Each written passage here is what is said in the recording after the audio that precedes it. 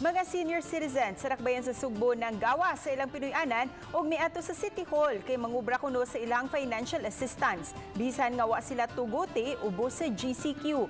Giingong nakadawat sila og sayop nga impormasyon mahitungod sa distribution. Aniya ang report.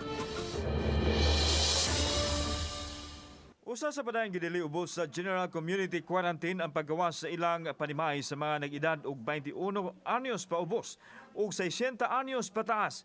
Apan wa kini kapakgang sa mga senior citizens nga miadto sa Cebu City Hall aron makuha ang tulo ka buwan nga ayuda kanila gikan sa lokal nga kagamhanan. Apan napalaw kay wa may gikitakda nga cash aid distribution. Si Lolo Dungdong naminghoy nga naglingkod kay nakawang ang iyang paghinam-hinam nga madawat ang 3,000 pesos. Bisan pa man sa iyang kagool, nakahimo pa kini sa pagkomedya. Ganong naman ka dere? Suru-suru lang. Bawal man ang suru-suru yung senyor. Wala mo, sinta na edad.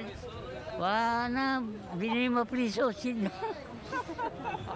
Sagad sa mga senior citizens, wa mahatagi atol sa house-to-house distribution, busa namasin sila nga makuha sa City Hall karong adlaw. Apan matod sa Executive Director sa OSCA nga ipahatod gihapon ang ayuda sa mga Pinoy-anan sa mga senior citizens. Ang mga isa nagdispensa ni anak kay di kita wala kita ang City Hall again paibaw nga parion sila diri sa City Hall kay mga senior citizens giawag sila magpundor gid sila ang balay para rapod sa safety kayuhan nilang tanan.